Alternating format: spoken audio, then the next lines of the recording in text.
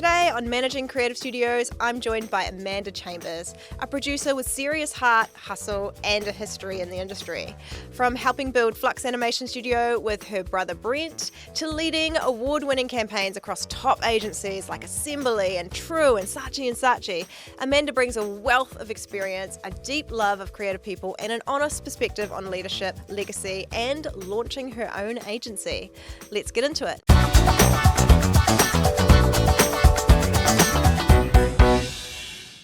All right. Welcome to Managing Creative Studios, Amanda. Thank you so much for having me, Susan. It's a pleasure. No worries. I'm really excited to learn a little bit more about you because we were just talking before, and I've never met you, but I've heard a lot about you, and we've got a lot of industry contacts. Yeah, we have. In We common. have indeed. I had heard about you as well, but Yeah. hadn't met you. And the Flux is a history of lots of people. So I've just had a few connections in the last few weeks, and it's been great. Yeah. Yeah. So, tell me, let's start by talking about your first industry role. Was it Flux? Yeah, it was Flux, actually. Yeah. I weirdly was a kindergarten teacher. I'd had children very wow. early, got married very early.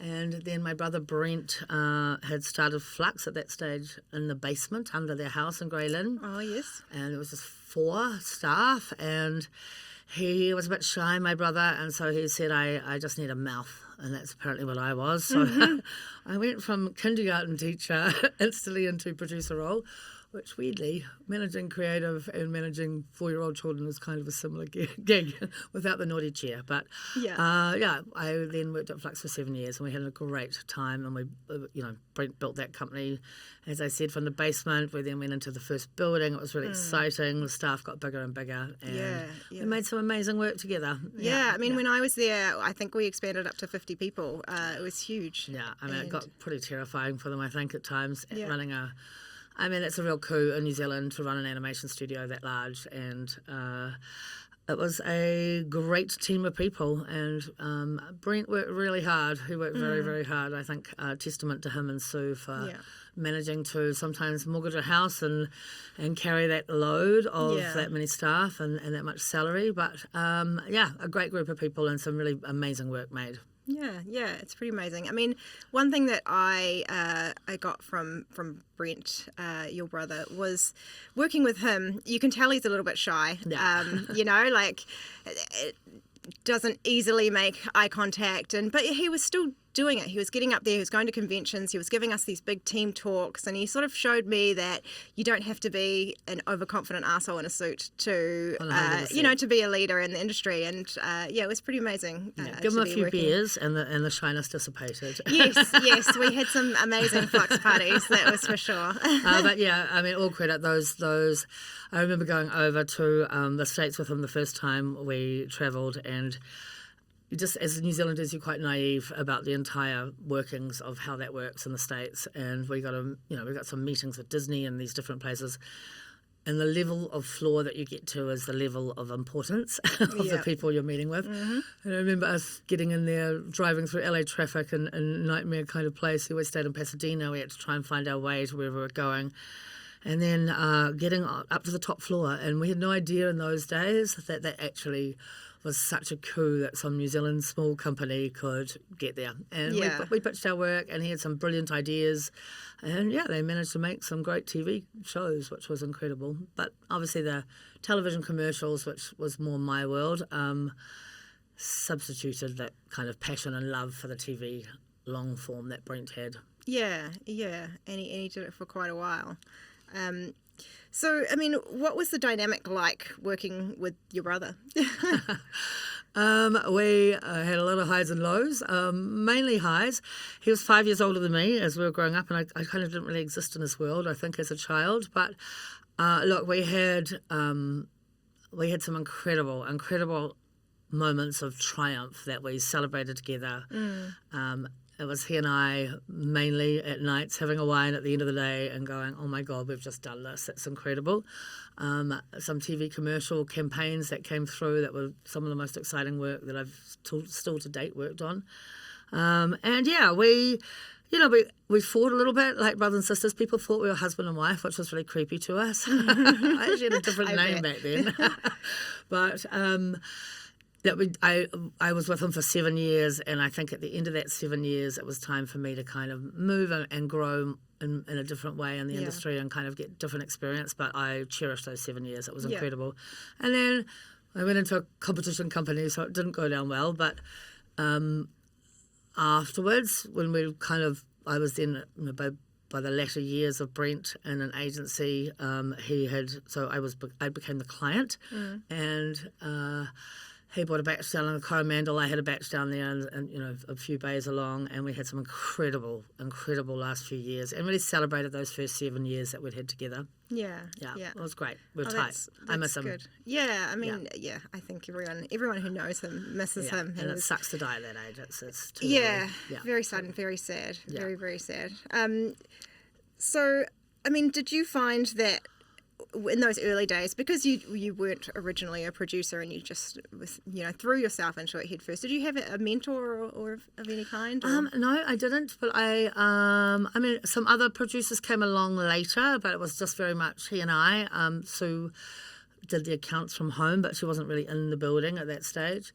Do you know what? I get along with people, and as a producer, I think that's probably key. And so I made some great friends in the industry quite quickly, a really tight producer network of agency producer friends who are still my friends to date and my best friends. And I think it just comes down to relationship building, and that's very much what I did. Yeah. It started to annoy Brent at times, I think, a little bit, because it's quite a shallow world versus being the creative genius that he was. But a lot of that building those relationships is what is key to the next job.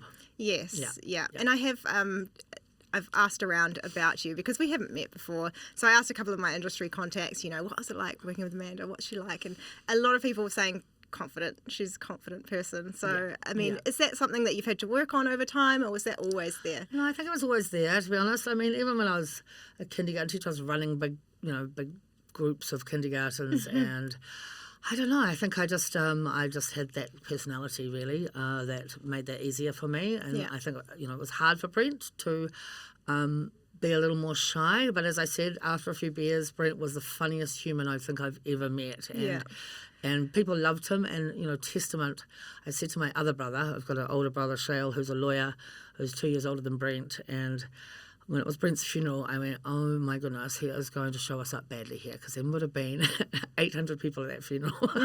Yes, the younger you die, the more people come out. But people loved him. They really loved him. So I think I was lucky enough to have that personality that just could build those relationships in the industry. Yeah. Well, that's what you need as a producer, right? Yeah. So, and tell me a little bit about what, sometimes when people change their job title to say, intermediate or senior, the only difference really is how long they've been in the industry. But when it comes to a producer or an executive producer, is there a big difference between those two roles? I kept the title of producer while I was at Flux, and then after I left Flux, I went agency side, which was important for me to try and get a full spectrum of all of the different kinds of producing forms. I didn't become an executive producer until I went to Oktobor, which was a visual effects post-production company. Yes, I wanted to talk a little bit about Oktobor. Yeah, and I was so excited to get that title. They gave it to me. I didn't take it. Sounded extremely important to me. I think by that point in my career, you are overseeing a big team of producers, and you're mentoring those people, and it's a really important role. Yeah. Obviously, if you're in long form, you're financing those deals for film. I stayed in the commercial realm most of my career, so we did a couple of short films while I was at Flux, but to be honest, I really like the in and out of short form, so it wasn't going to be my world to go into film. It wasn't what interested me. But becoming an executive producer put a whole lot more burden on you, on the company, and making sure that you were making the money always work. Yeah. Talking about Oktobor, now this was a company that when I was at university, we did a studio walkthrough, and it was just massive. And you were working on Nickelodeon shows, DreamWorks shows, and big names, sort of Penguins of Madagascar film, Kung Fu Panda, Teenage Mutant Ninja Turtles. To be honest, that actually was the second part of Oktobor. Yeah. So when I started at Oktobor, they had done the first Lord of the Rings, visual effects on Lord of the Rings. Yeah.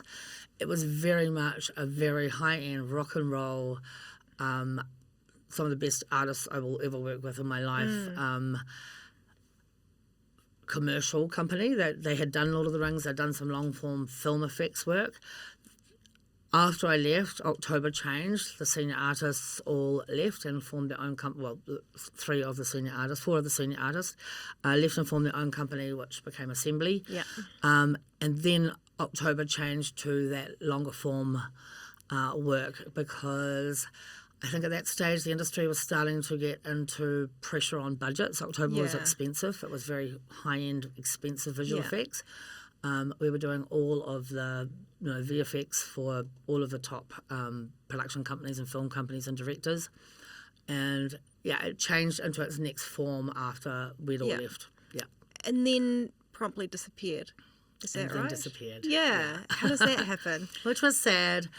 I think its heyday was when I was there, to be honest, and before I was there. The level of those artists were incredible, and they were incredible people. It was an amazing group of people who are all my friends still to date to work with, and we made incredible work there. It was magical. Every day was just creative genius in every direction, and motion design and 3D and visual effects and flame and grade and colouring. I remember arriving there with that title for the first time and being put up in the apartment on the top floor, which when you were hired was where you went and stayed. I got to stay there for a week, and I was just like, oh my goodness, this is next level. We had a chef every day that cooked us lunch. It was an amazing world. It was an expensive world, and then I think just the industry started to change, and post-production became actually quite the pressure point because the budgets were being spent, and so it sort of trickled down to what was left for post-production. Yeah. And some magic. To be honest, I got a bit outspoken in that company. I think I actually got walked out of the building. Oh. That's my demise in the end. I don't like an injustice, and I do like staff being looked after, and I felt at the end there that wasn't the case. And then not long after, the boys who formed Assembly. So it then changed very much into a very different company with lots of people making long form. Yeah. My son-in-law at the time, I got him a job there as head of IT, which has served him well in his career. And then the genius of those 4 amazing talent and the staff that were actually at Oktobor under those department heads came to work at Assembly, and the magic continued there. Interesting. Yeah. I mean, there was some amazing stuff going on at Assembly. It was a place that we were always sort of eyeballing to work at as young graduates. And I was looking up the website the other day. There was one thing in particular that I really loved, because I have a background in character animation, was the Heinz baked beans ad. Yeah, it won a lot of awards, and you're the executive producer on that. I think we've got a little clip, if we could play that. It's very cute. There he is. There he is. I haven't seen him for a while. From day dot, young Jeff had a curious and unshakable love for beans. Yeah, it was a very character-driven piece. They were amazing. Damon Duncan was the director of this ad, and it won a lot of awards, actually. Yeah, their craft was the attention to detail and the design and the modelling of every tiny thing that was, you could see in these ads, and the textural work, the lighting and visual effects work that was just layered upon layered on top of each other, the renders that took forever, and a real trust in the agency relationship with the directors at Assembly. They, they came at early stages of a lot of these scripts, and they developed a lot of that creative ideas for each of these ideas together as a partnership rather than necessarily a service company. Yeah. So what we're looking at there for those who aren't watching the YouTube version of this is just the beginning of the Heinz Baked Beans short film that won many awards in 2018 that Amanda produced. And so what was it like working on something like that? What's involved? I mean, just working at Assembly every day was incredible. I mean, there were just so many award-winning ads. I mean, Jeff was a great example. The Devil's Chair was another example. One of my, I know we're going to talk about projects that stand out in your career, and certainly so much of the work that we did at Assembly was that. It was the best 7 years, and do you know what? I never wanted to leave that company, but they were also a group of younger guys, and I felt like, at some point I was going to get too old for that role of EP at Assembly. And I did 7 years there, and I knew when I left that I was actually walking away from what would be my favourite job of all time. Oh, really? Working for other people. And it was, and it still is to this day, and I love that team. I love the owners of Assembly. They are now got Fathom, which has gone into visual effects, and Assembly, which retains what it's doing. And yeah, we had incredible times. We travelled, we went to South by Southwest. Often we just we worked until early hours of the night to deliver campaigns that had so much love and care and attention put into them by those guys. It was unbelievable. And great relationships with everybody in New Zealand, and then wider. I remember getting a call from, we got a call from White and Kennedy in Portland, which was my hero agency at the time, and still is worldwide. Wanting us to work with them, and we were like, wow, we've really broken into the big time here.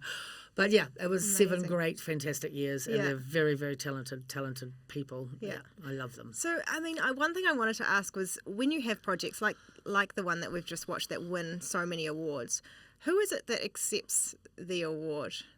There's a director of each of those ads, and it was very much spread between Damon Duncan, Johnny Crowford, Matt Trott, and Reese, who all were directing different parts of the commercials and different commercials. We won just as many in the digital space with Matt and Johnny, and as we did in the 3D space with Damon. Do you know what? We all got up on stage to get those awards. It was very much a team effort, and so the whole crew that worked on that, the entire staff that were on that particular ad, would get up on stage and win those awards. Our library at the time at the Assembly building in Sales Street was filled with many awards. Nice. They became doorstops pretty much. But yeah, no, it was very shared, and nobody, they were a very humble group of people, to be honest, and so nobody kind of showcased that this is my ad and this is my award. It was very much, this is the team's work and this is the team's award. Yeah. And how do you, as a producer, working with people who have these big creative visions, how do you sort of manage that when you've got, tight deadlines and Look, some margins? that's a balancing act. Yeah. I mean, we often debated at the beginning on a job when we were budgeting how much time. Assembly always asks for lots of time, and that's why the craft of those ads is as good as it is. So, a project like Jeff and a project like Devil's Chair would be 20 weeks of animation, which comes with a budget that equals that. And so, yeah, it was a balancing act, but we fought up front for the money and for the time, and then those expectations were set with our clients, and so the rest of it's pretty smooth sailing. But yeah, you have to battle those battles up front. We never ever missed a deadline. Nice. Yeah. We sometimes might have gone over budget, but not over budget to our clients generally. I just want to take a quick moment to thank our sponsor for this episode, 5 Digital. I have had the pleasure of working with 5 Digital closely for over 8 years now, and they are my go-to for all digital print jobs. They offer some really impressive embellishment options like digital foiling, metallic inks, and even fluoro colours, which always take the project right to that next level. And what's really stuck with me, though, is how supportive they've been from the beginning. When I was a young studio coordinator, still figuring out the print world, they took the time to explain the processes and the terminology so that I could feel confident running projects. And that kind of generosity and care made such a difference. They're consistently delivering high quality work, and they've even won gold at the Pride and Print Awards 5 years in a row, so you're in good hands. If you need any printing done, check them out at 5digital.co.nz. I will pop the link in the show notes for you. A huge thanks to the team at 5 Digital for supporting this episode. And so, as a producer, what's your method of sourcing talent and things like that? Is it through your contacts and things that you find people, or Yes. yeah. recruitment agencies, or how do you no. go about it? I've never used a recruitment agency ever. Is there a reason for that? Look, recruitment costs companies lots of money. There's purpose of that, if you don't have the contacts yourself. I'm really lucky that I have really formed really strong relationships with different teams I've worked with over the years. I've often enticed some of those team members to the next company that I've gone to. Yeah. Yeah, for me, it's a small industry in New Zealand, so you really do know who the talent is. Yeah. I think at times at Assembly, when you're seeking really, really high-end artists, that becomes a bit harder because you've pretty much kind of got a small group of people that are that good, and that they were the people they wanted to hire. So sometimes on a big project, they would bring people over for a 15-week or 12-week period to help out on some of these ads. But for me personally, I called upon the people I knew in the industry and put their names forward if they were in agreement. Often got them good pay rises and good position rises. And yeah, I've taken many along the way. Yeah. Yeah. So a good network is very important. Good network is key and critical as a producer. And taking on a big project, are you ever sort of afraid of failure, or has it never come into your mind? I've worked with such great people that, no, I've never been scared of failure. And to be honest, as a producer, it's my job to make sure there isn't failure along the way, and trust the people that you work with that you're going to be able to deliver that. And yeah, that sometimes means working through the last 48 hours of a schedule, through the night and through the day, and getting some pizzas. But and when I say I've never been afraid, there have been a couple of projects where technology has been frightening. But they are also the biggest wins you have. Yeah. It's like facing that fear and doing it anyway. Yeah. Yeah. So there's just going back to before we reach your current agency that you've founded recently. I mean, you've got just such a wicked CV. So I mean, head of TV at Ogilvy after Oktobor. Executive producer at Assembly. We've got head of digital and content production at Saatchi Saatchi. Yeah, I mean, that's pretty amazing. And then, one thing I did want to ask, you've got head of content at True, but you've also got executive producer at Made. But when I click on their website, it goes through to True. Are they connected somehow? Look, I went to True. I had 3 great years at Saatchi's, and for me, when I joined this industry, the pinnacle of success was to say that you worked at Saatchi and Saatchi. As far as agencies goes, it's the name that every taxi driver in Auckland knows. Yep. And it was a rock and roll building, and great respect for the work that they had done in the whole history of Saatchi and Saatchi. 3 years, tough 3 years. I went in as head of TV, rolled in with head of digital, and then creative traffic kind of rolled into my role. It was a huge role. It was an exhausting role. It was a really big team to manage. I was really proud of myself. I didn't have a mental breakdown over those 3 years. Stressful job. I did move into the same street so that I could go home at 1:30 in the morning. Oh, wow. Really privileged to be part of the senior management team at Saatchi and Saatchi, though. And I think for the first time, my mother, who, I've got a brother who's a lawyer and a brother who owned an animation company, and I was, as I said, the mouth. I think for the first time she thought maybe I wasn't a receptionist or something. I don't think she ever really fully understood what I was as a producer until I got to Saatchi's. I remember Brent being incredibly proud. It was a very challenging role, and I survived it. But by the time I left, I was pretty burnt out. Another building that I maybe didn't leave in the best of terms. It's very hard to watch staff.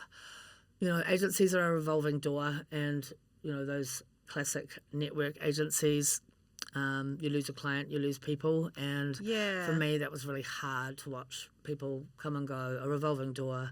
A little bit cruel, I found, and it's not unique to Saatchi's, it's the same at all of the network agencies, but pretty tough for me. I always felt like I needed to fight for the people, and the people in in that building, worked so hard, and then suddenly you're just gone. You know? Yeah, there is quite a high turnover of staff and agencies. Yeah, isn't there? yeah, it's awful to watch, and I get it. Money is money, and networks are networks, but yeah, I think it's a harsh environment. So I went to True, hoping for a transition to an independent agency that wasn't part of a network. I was very excited to get there. Very nice people that own True, much kinder environment, to be fair, than the networks. And then I was tasked with, and it's what I actually tried to do at Saatchi's as well, could just see that the landscape was changing and none of the agencies were adapting to that change. And so I set up a company called Made, which was production for shooting, social kind of, mainly social, but also servicing True's needs for live action and, so they and are production. one and the same sort of. And then Moves came along a little bit after with a very, very clever guy, Kyle, who respect as an animator and motionographer who's very, very brilliant. So Made and Moves became the post and live action arm of True that we tried to kind of keep independent so that we could service other clients. It's a much harder thing than you think when you're trying to have two separate companies kind of masked a little bit. So I did my time at True. I got made redundant, which was the first time in my life. I had to write the CV for the first time ever. Yeah. But also respect for the people at True. They're great people. And, the last few years has been challenging for every company that's in production. It's been tough. Yeah. Until I got to Anti, where it's not. It's fantastic. Yes, that's the perfect segue. So, how did you and your co-founders? How do you know each other for starters? So I got made redundant from True, and then I freaked out. I had to write a CV for the first time. I'd never applied for a job in my whole career. Each job had been a job offer to the next thing, so it's a bit of a head freak. And I'm like, wow, am I still employable? I'm not quite sure. Anyway, took a couple of months off, and my daughter, Nico, Humour Ainsworth, was the global innovation lead at Colenso for Mars Pedigree, so she had a massive, massive role. I was watching her burn out just as much as all of these network jobs do. Her job was huge, but a brilliant, brilliant suit, a very brilliant creative suit is she. Weirdly, we're both divorced, so we're flatting together. Oh, that's so Start nice. chatting at night. She's got a couple of children, so we're kind of being supportive because her role was so intense. Yeah. And we got talking, and we said, let's just do this differently. Let's completely do it differently. Let's turn it on its head because the model is broken. It's been broken for a long time, and nobody is changing. The advertising agencies that I've worked in and she has worked in, and our third partner, Jane Langley, who's our executive creative director, I had worked with at True. She is brilliant. And so over, 3 women walked into a bar, and next minute we had Anti. Wow. And it's been the most amazing journey of my career, to be honest, to do it differently, to tip it on its head, and to approach how advertising works. Is so exciting, and we are in full alignment, and we've had an incredible year and 3/4 now, or year and a half since we launched, of doing amazing things together, and it's brilliant. Yeah. I had so much fun looking through your website, all the recent commercials and stuff, and it's so funny because the industry always says, and has said forever, that you should never work with children and animals. And there's a lot of children and animals on there. There sure is. We were really lucky in our first year to launched the company with Zuru as our client, which was a big global brand for us, and we're incredibly lucky to have some good relationships with people that worked at Zuru that had the faith and trust in us. So our first year was amazing. I mean, we made 5 brand ads in the first year. I had a production client when I was at True that beautifully and faithfully decided to move and come into Anti, so we had a really good beginning as far as clients, and now, do you know what? We're not after doing it the same way as it's always been done. It's been done like that since 1999, and I think the agencies are starting to fail and they can't adapt to how it is. So we're looking at ourselves as leaders, and that's the three of us. We've got this brilliant creative mind, we've got this brilliant creative suit and business director, and we've got myself who's production. So we're one P&L. We're not hiding behind that. We service clients in many different ways. There's no contracts, there's no retainers and all of those things that the agencies have always done. Yeah. We're project-based, or we can be your client permanently. But what we've really found is, and Zuru were a great example of this, they had internal capabilities. They had editors, they had animators, they had animation studios in China. Yes.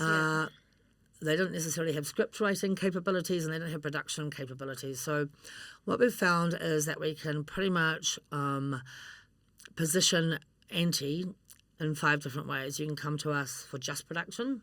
So you approach me and it'll just be production. It won't touch agency land at all as far as writing or strategy or anything else. Or you can come in and we will work with your internal team, and we will also work as an agency for you with their internal resource, often just setting a look and feel, and then their own studios can see that out with banners and all of the studio requirements for resizing of ads, etc. Or you can just get strategy, and we have a genius bench of people. We don't actually want to grow Auntie to this large agency. There's a lot of independent agencies that set up to try and be different to the networks, and then pretty much became a large agency in similar hierarchical layers.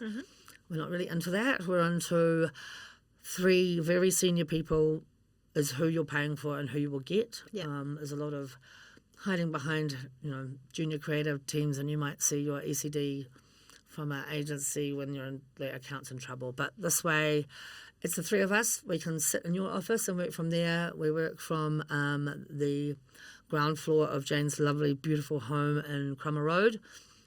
We saw in the swimming pool over summer. Lovely. On the Lilo with our computers. So we're not pouring money into anything that doesn't need the money poured very little into beyond overheads. let's put the money on screen, which is what we're trying to do. And we're proving that clients are responding really, really well to working collaboratively with us. We'll have there's no more 65-page decks. There's ideas that have been developed to a very quick sprint level, and then we'll involve the client. Nobody's going down rabbit holes. Nobody feels afraid to kind of change direction at that point. And it's working beautifully, and our clients are building, and we've got lots now. Yeah. So, I mean, what are those first steps when you're like, I'm going to make an agency? What is step 1, step 2, step 3? Step 1 is make sure you've got 3 months worth of money, which was hard work. We didn't draw a salary for 3 months. We registered the company. We have decided to have great faith in the universe. We are 3 really good-hearted people, and feel like we've got some good karma around the 3 of us. We're very hardworking, and so we developed a brand in those early months, and who we wanted to be and what kind of people we wanted to work for. We really developed that business plan. That was very much the focus. We were lucky enough to have these clients make some brand work, so we quickly had some work to show. But we haven't really marketed ourselves until probably this year, and I appreciate you having me on because it's nice to be able to talk about the company. We just got it right first, and we're very lucky that I've been in lots of larger agencies where brand development and developing who you are as a brand can literally take the 3 years that you're at a company and you still haven't got to the end of it. It's just there's so many voices in it. We're very aligned with who we want it to be, the kind of work we want to work on, and how we want to present ourselves. So that's step 1 is to have that 3 months worth of money. Step 2 is really understand who you want to be and set that tone really clearly. And then step 3 is utilise your network to go get work. And that's scary. It's definitely scary, but we've done it, and we've still got a long way to go. But we are really happy with where it's at, and it's been a learning curve all the way through. There's a little bit of adapt and pivot, but pretty much that business plan that we set is the business plan we're sticking to. Yeah, and working with your daughter, how are you noticing any generational differences in the workplace? Oh, yeah, totally. I mean, she's genius. She's technically genius. Yeah. We have to rely on her quite a bit for that.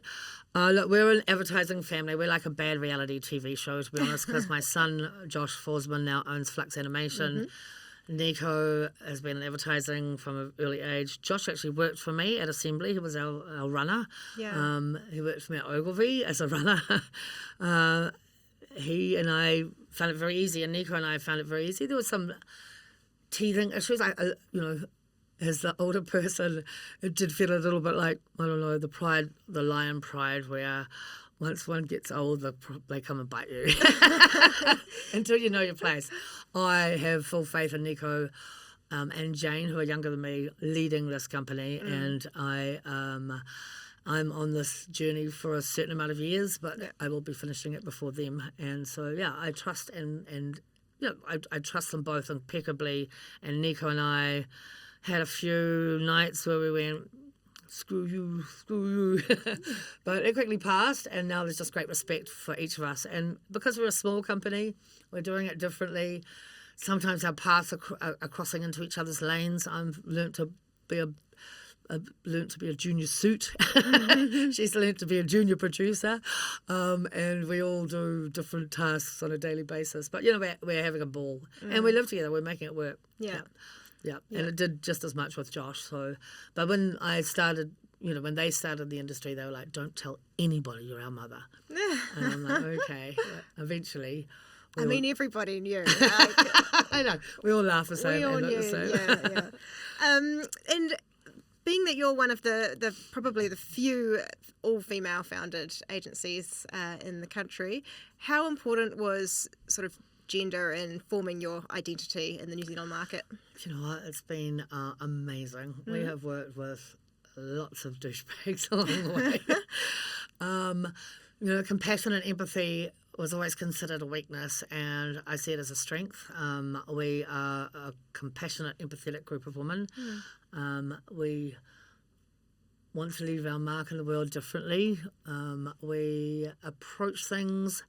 It's interesting.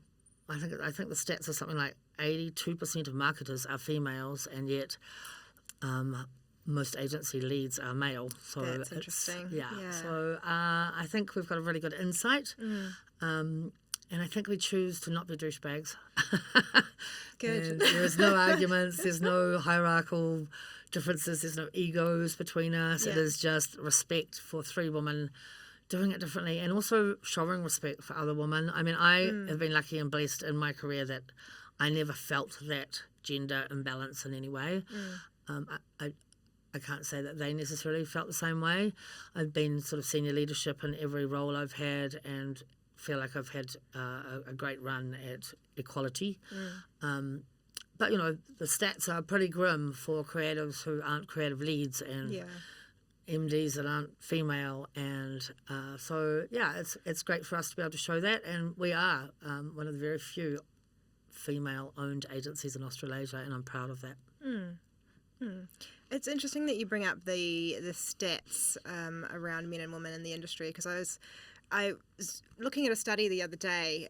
It's got a weird name. It's called "Oh My God, My Boss Just Friended Me." But it's a study, and it's from Nancy Rothbart, published in 2022, and they talk about boundaries in the workplace and how it's different for male managers and female managers. So, if you're a male manager, you can choose to divulge personal information and share with your team, and a female manager can do the same, and they're both thought of as more warm and friendly. But if you come to work and you choose not to, you're just there to work, you don't share anything, a male manager will be considered professional and not nosy.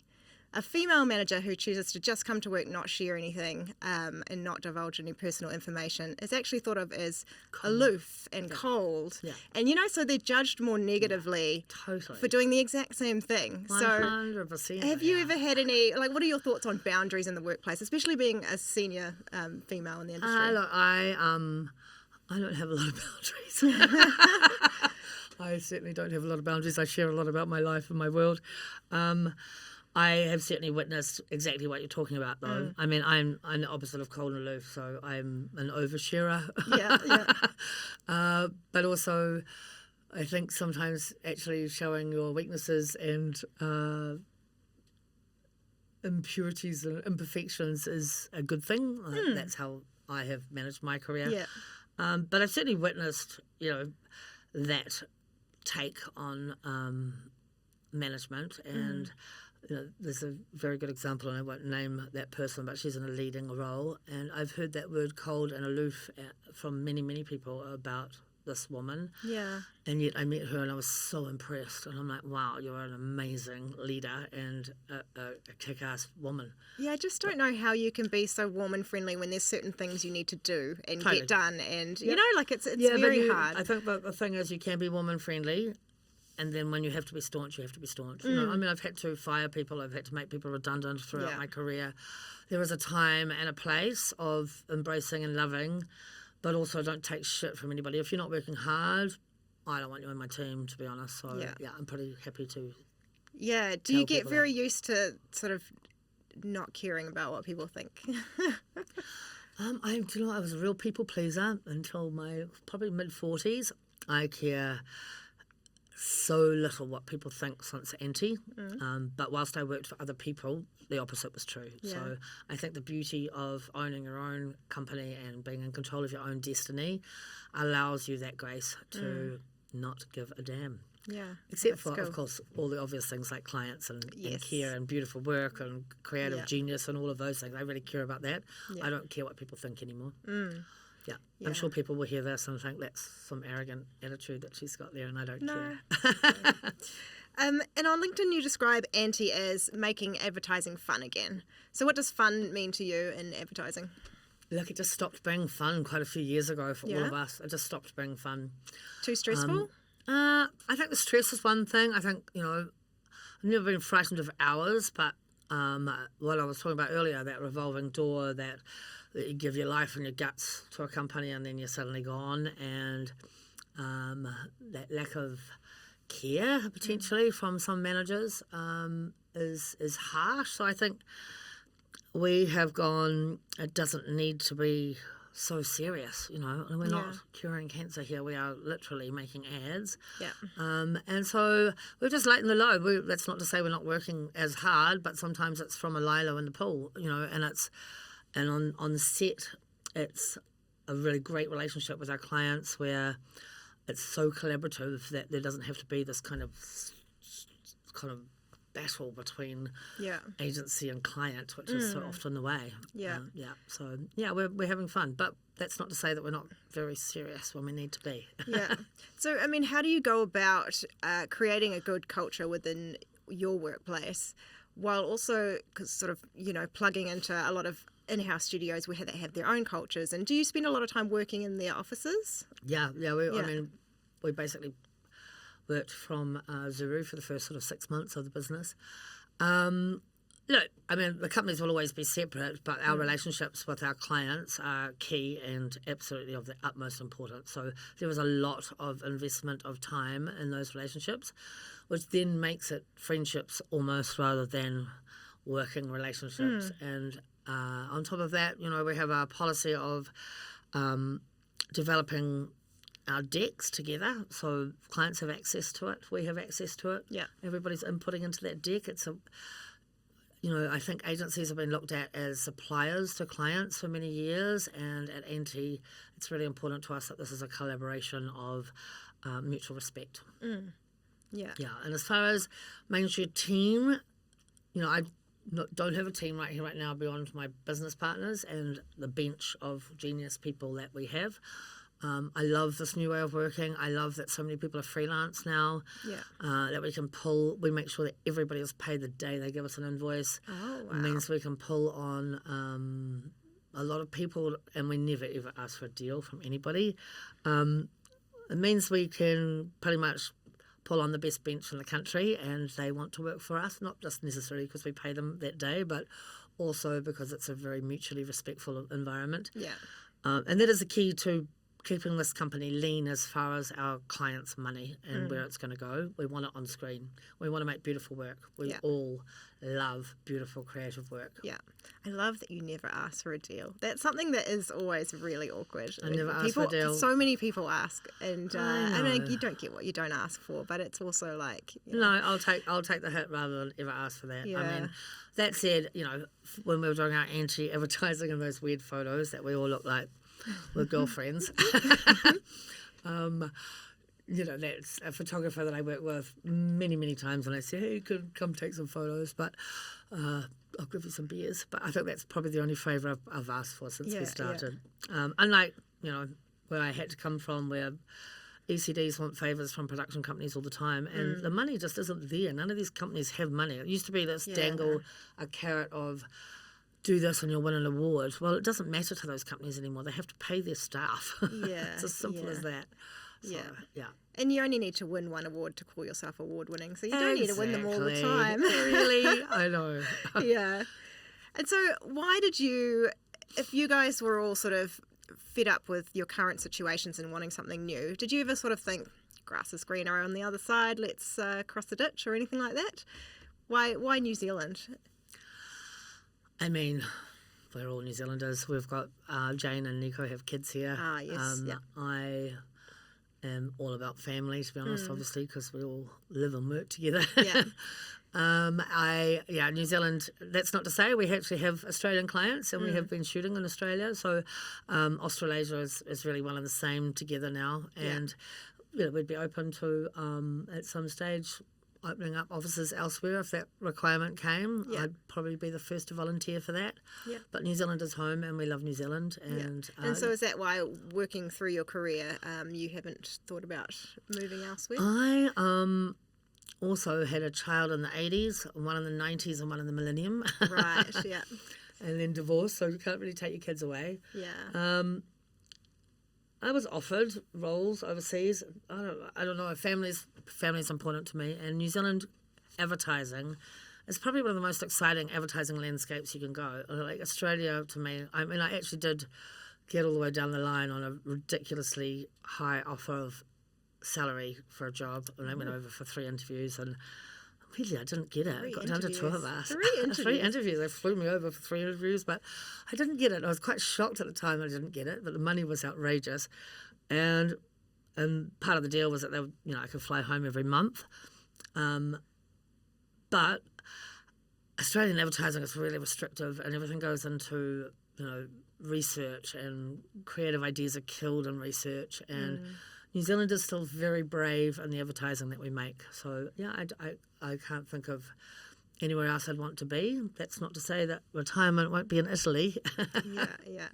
Yeah, New Zealand advertising is pretty interesting. There was the one that won Cannes Lions recently, the herpes ad. Have you seen that? With Graham Henry. It's great very piece of cool, work. very funny. Yeah, so good. Yeah, I mean, there's some agencies doing some, Motion Sickness is doing some very brave advertising, and they've obviously got clients that are having faith in them.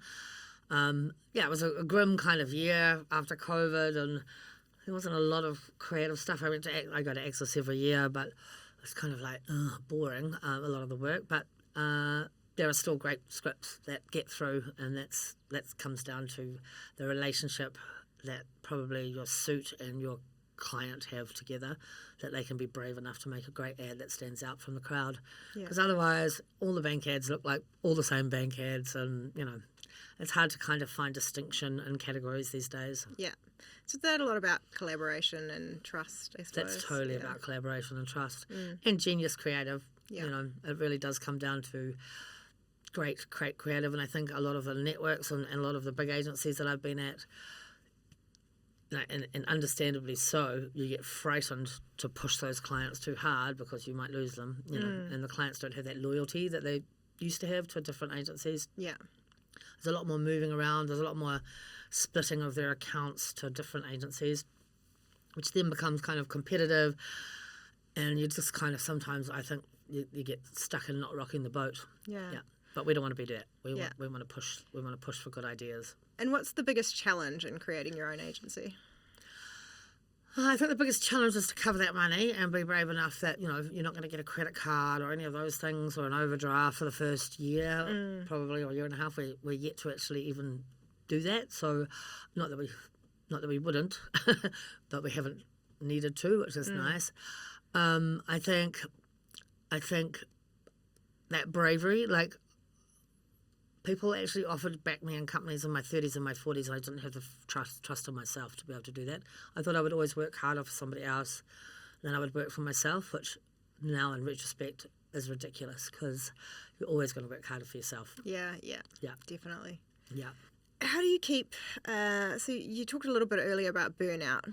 How do you and the team that you're working with sort of stay inspired and motivated and ensure that there's no burnout? It's like the honeymoon period. I mean, we're just so far from that. We're just, you know, our Christmas party this year was actually my favourite Christmas party ever. Normally, the big agencies and everywhere I've worked, you know, you go out on a boat, you get munted, you're out there for 10 hours, and you come back and go to some seedy place till 4 in the morning. We went to the spa and spent the entire day sparring, which was amazing. We make sure that we have good breaks. Whilst we might have some nights where we work till 1 in the morning, I've got a batch down in Coromandel. I get away there all the time with my dog. I work from there. We don't have to be in an office on any particular day. We try to work together 3 days a week. Oh, nice. But yeah, like when the shoots are on, the shoots are really on, and then when they're not, there's some downtime, which I'm about to go and do next week, which is great. Speaking of shoots, and I mentioned before that there was a lot of children and animals in some of these shoots and some of the commercials that you've done. Where do they come from? How do you go about finding these animals that work on TV? And the animals, I will always have an animal wrangler on set, and those animal wranglers will source those animals. We'll give them a brief of what kind of animal we want. But how do you find them in the first place? Do they have an agent? Is there some sort of agent? No, but those animal wranglers have a full, pretty much like an agent. They have they'll send me. I'll give them a brief. They'll send me 12 dogs or 3 cats. Wow! I can't stand cat ads. They really are hard work. A dog does things way better than a cat. Easier to train. I just shot a cat ad 2 weeks ago. It's hard work. Dogs are amazing on set generally. We cast, we've got this incredible woman that we are working with at the moment who is an animal wrangler done in the Waikato, so she comes up and she finds us our cats and dogs.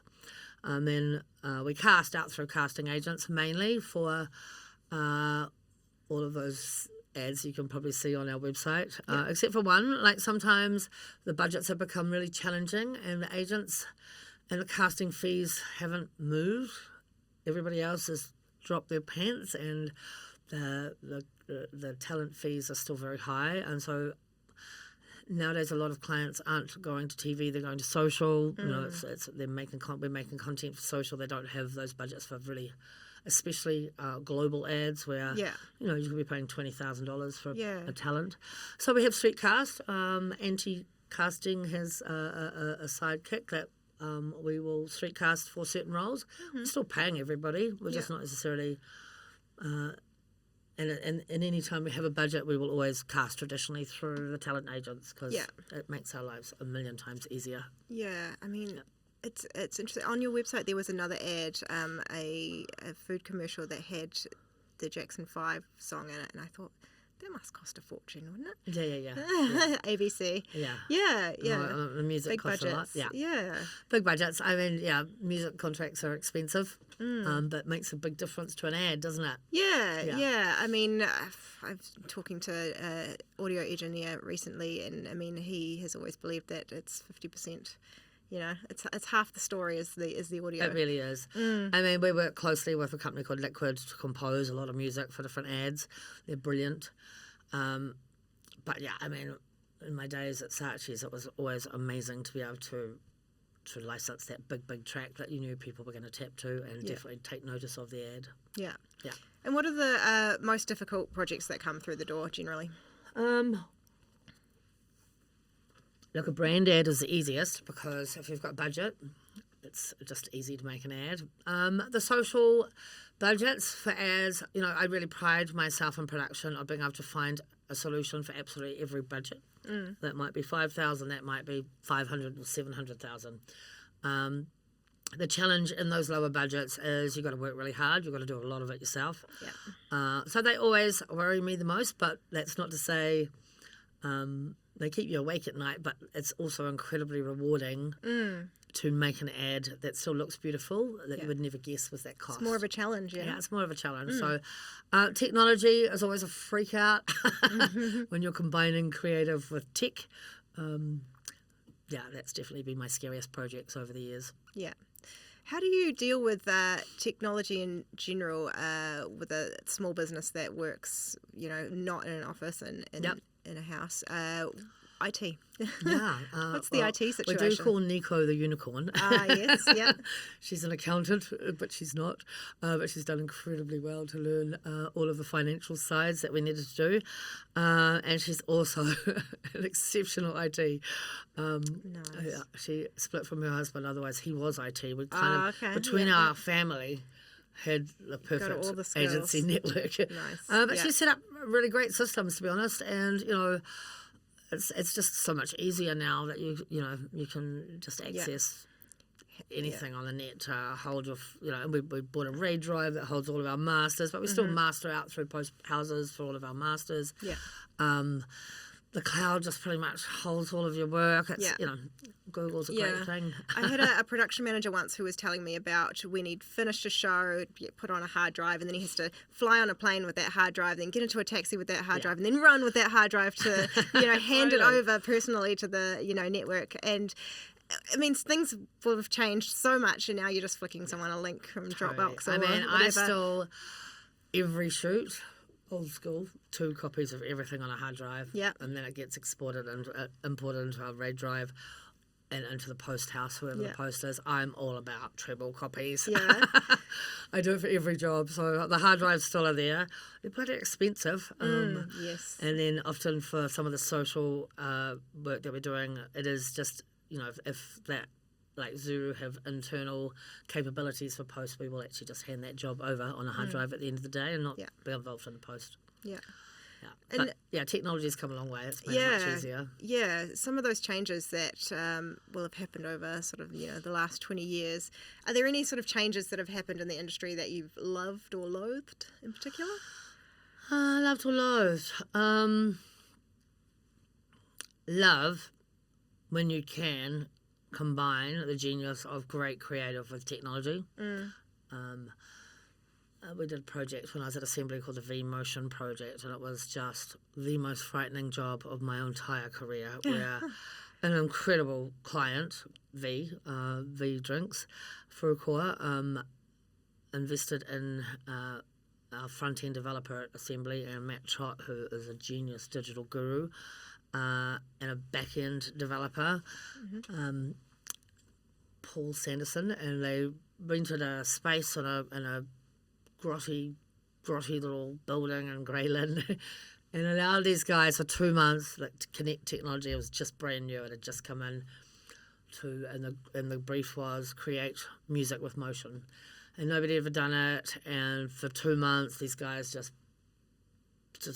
used their genius digital heads to try and work out how to do this. And then we hired a dancer, and they rehearsed us, if we had, he could create music with motion. And then until 48 hours before our actual live event, which was a big car park in the bottom of downtown, where it was projected onto this giant wall, until 48 hours before that, it wasn't working. It had a lag. It wasn't working. But on the night, it worked, and I have never been more happy. Really? But yeah, talk about shitting That's your so pants. cool. Yeah. Oh, So those projects that combine that technology and creative, as scary as they are, nothing is more rewarding. Cool. Oh, that's so cool. Yeah. And AI, it's a big one for me to embrace and embracing we are, which is... but it's big change, it's a big change, probably the biggest change I've seen in my career across the industry.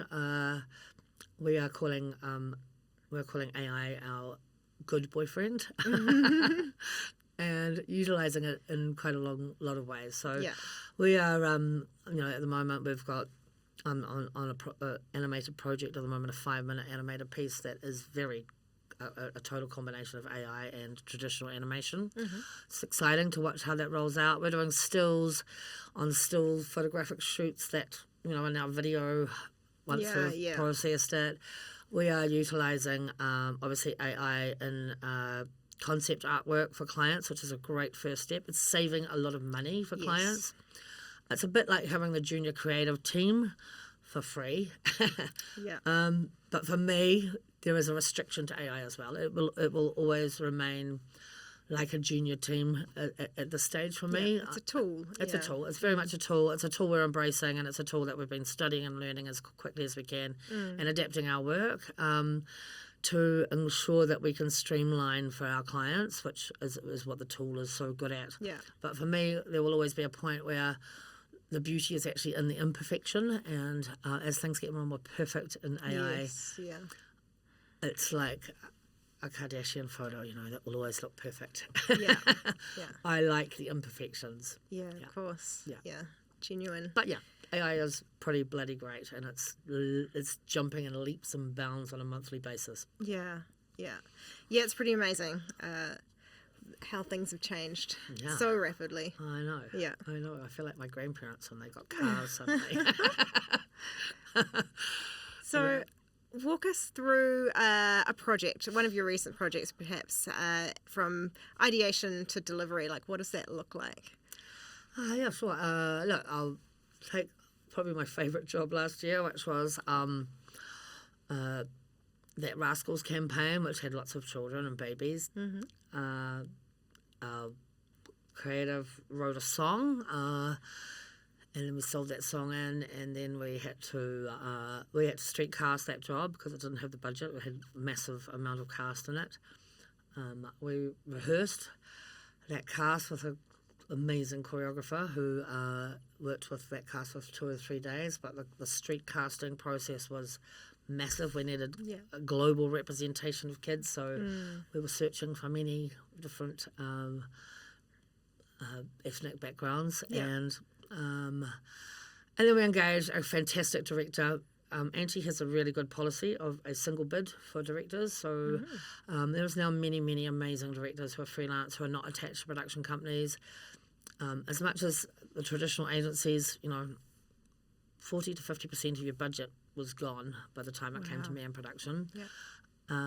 Multiple decks, just multiple layers of people that have to be paid. But in our instance, we're about getting to that production as quickly as possible. Obviously, strategy is often very required, but strategy sprints are a great way of working, and again, in collaboration with clients. So that project was very much street cast, single bid director, rehearse, hire the old Flux building, actually, is where we shot it. We hired it for a week. Weimar Street? Yeah, it was empty. It's still empty. Hired that building for a week, and then a crew of 55 people on the day, and a 2-day shoot. It was a great process. A genius art department and a beautiful ad, and it was really rewarding. Yeah, it's great. But I promise you, like 80% of that money ended up on screen. Wow. I mean, obviously crew are paid, etc. But by getting independent directors and a single bid director, you're just taking away a lot of the layers again. And if a traditional agency is taking 40 to 50% of the client's budget, and then a production company is taking another 20% markup and fees of, you've not got much left. So we are very excited about having as much left as possible, and it's so good for me as a producer having had the opposite for so long. And what was the length of time for that project from start I think to we finish? were like 7 weeks, and then we were probably in audio for another week after that. But 8 weeks from beginning to end, which was actually pretty good for a production that had 30 talent and a huge art department. Yeah. And over time, what's your most memorable project that you've worked on? actually, it's a Flux project. Yeah. Again, loving the craft. It was my favourite ad. So it was called Lotto Cog. It's still on Flux's website. Cog, yeah. And I loved the story because my brother Brent was trained by John Ewing, who was one of the original Disney animators, Amazing and animator. Brent had such respect for him. I found him always a bit scary, but he was a genius animator and animated Snow White. I mean, you can't really top that. But I think John was about 82 at the time that script came in to Brent from Saatchi's Wellington. Beautiful script. And they wanted it to look like it had come out of the Disney vault from the 1920s. Cell animation, like we actually were painting cells. So it was in the old school, beautiful, traditional 2D animation, which is so beautiful and I have such respect for. With John Ewing, and a real nod that Brent made him director. Brent didn't let anybody, it was Brent who was directing everything. And John came in and he taskmastered us. It was hard work. It was like we were painting cells until 2 a.m, right up into the last sort of few days. But I love the ad. It's a beautiful, beautiful, beautiful piece of creative work. Yeah, it's gorgeous. Yeah, so all this time later, I mean, this is now, 20 years later, and it's still my favourite piece. Oh, that's so nice. Yeah. Yeah. When a project isn't so fun, maybe when you hit a bump or things aren't going so well, I assume it's your job to make sure that everything keeps going, that everything stays on budget, that everything gets done on time. But there's going to be all these things happening, creative chaos. Yeah. How do you stay calm, stay focused, and keep everyone on track? Sometimes I puke before I go to it.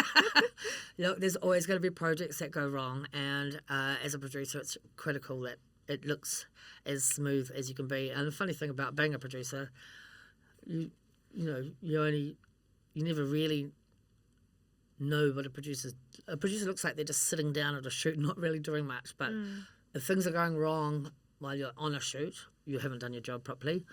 And things can always go wrong when a client is making heavy changes or a director is difficult or, look, it's a hard role. You have to be really open. I'm really open with my communication to everybody. I'm very, could be annoying to clients if we're running behind. I'm upfront about that. This is going to have consequences and, it's going to incur costs.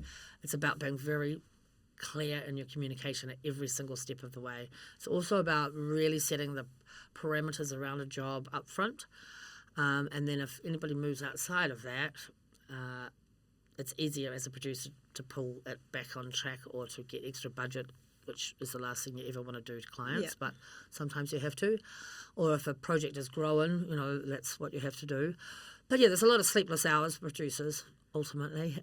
I've got a very tight group of 5 producer friends, and yeah, man, sometimes we have to drink a lot. Yeah. And is there a lot of grit that has to go into having a lasting career in this industry? Yeah. Yeah? Yeah, there's a lot of grit that has to go into it. Yeah, and there's a lot of hard work. The hours are pretty crazy. Yeah. But it's also the most fun. I couldn't imagine doing anything else. Yeah. It's just every single day is different and every day is an adventure. Yeah, so you've never felt like, I just need a break from this, I need a career change? No. Because apparently there's people have career changes 3 to 7 times, it says, in their lifetime, and I just thought that's too much. Like, yeah, that can't be true. But I went for an HR course not so long ago, which was saying that this generation that's just come into the workforce now will change jobs multiple times. Look, I think that freedom of not having to be at a desk I think COVID actually was quite helpful to our industry. I know a lot of the agencies are trying to pull everybody back in full time. I loved that little bit of flexibility that gave in life. I think I make sure I have 1 month off at a time every second year in Europe generally. I'm going to Italy in September. You've got to have that break to stay motivated and to stay okay. And yeah, I mean, again, it's a lot of grit. It's a lot of grit. But for me, I couldn't imagine doing anything else. Yeah. Yeah. Until I retire. Speaking about how how much young people are sort of job hopping. That's something that I see on LinkedIn all the time.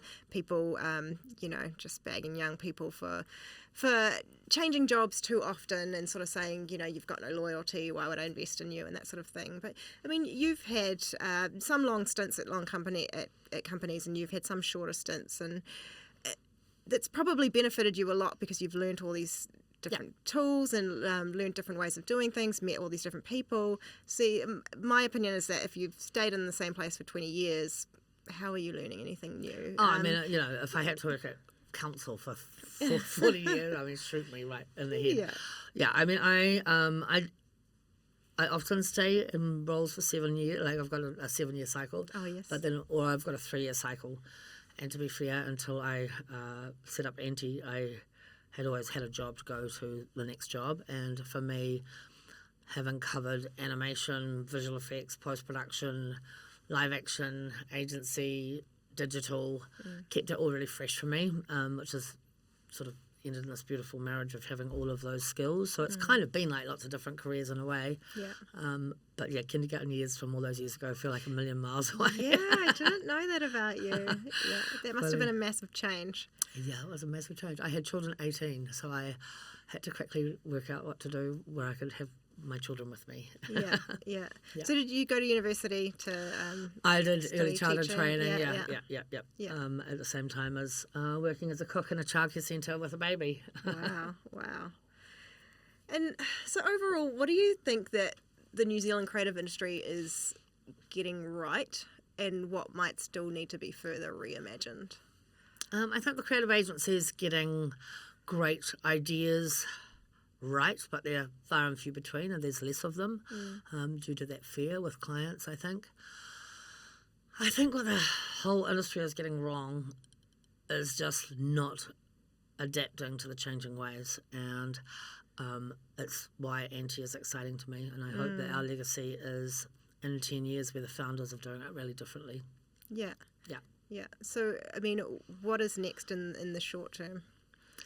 Short term, we're just going to keep on trucking, pick up new clients, win some awards. It's definitely on the cards for next year. Yeah. We haven't been able to enter anything yet, but we've got some great things in the pipeline. We've just developed a brand, a product that we're in product development with, which is another really exciting side of owning your own company where you can choose to do things differently. But we met some interesting people and sort of gap in the market for women wanting to transition to grey hair, actually, and not be tied to the cycle of constant colouring of your hair, but actually no product exists for that. So we're in product development with business partners on how women can be beautiful and grey versus that's so interesting. blonde highlights made to look grey and washed up. So yeah, I think for us, Anti is kind of an aggressive name, but it really just stands for trying to do it differently in many different ways. So it might be that we find other things that we want to do as well as this agency. But for me, being the founders of creating this perfect triangle of production, account management, and creative, and basically not trying to fit a client into our model, but us trying to fit into their model. Yeah. And you've all got, you're all bringing really different skills to the table. Very much. How do you sort of divide out the responsibilities? Well, there's 3 pretty clear lanes as to what each person's role is there, but we're all responsible for getting new business and working hard to find new business. We're pitching ideas to clients that aren't our clients. We put an ad in the marketing magazine recently going, cheat on your agency with Anti. Nice. So yeah, for us it's about seeing a brand that we resonate with and then developing an idea for them and taking it to them. Yeah. And what are you most proud of? I'm so proud of the fact that we have an agency that is filled with respect and compassion and empathy, that the teams that we pull in are some of the best in the world and live in different parts of the world, which is what you, of course, can do these days. I'm so proud that we've had the faith in ourselves to actually just take this giant leap and set up a company that has morals and code of ethics that we have always wanted to be part of, but haven't to date until now. That's so nice. Yeah. Yeah. And what advice would you give to somebody who's wanting to start their own business? Yeah, I mean, find a mentor in a perfect world. Nico had some really amazing relationships from Colenso with clients and with people that were within the network at Colenso. And so, as we developed this business model and this business Bible, if you like, she checked in with those people. She checked in with clients. She checked in at every different which way and went, how does this resonate with you? How does this resonate with you? And then we fine-tuned until it felt right. Yeah. But I think a mentor is a really critical thing. And, 3 months worth of money. Yeah. Yeah. And, I think in our perfect world, somebody wants to start a business and wants a mentor, come and chat to us. We'd be happy to help. Oh, that's so great. Yeah. So cool. Well, Amanda, thanks so much for coming on the podcast. It's been amazing. Thank you. It's my first podcast. I was a little bit Exciting. this is a bit scary, but it actually was fantastic. You made that very easy, so I think it was a great that's so chat. nice. It was a really interesting chat. Yeah, and I really appreciate your time because it is a Friday evening, and so yeah. I'm off for a wine now. Yes, nice. Enjoy your weekend. Thank you for having me. Thanks so much. I just want to take a quick moment to thank our sponsor for this episode, 5 Digital.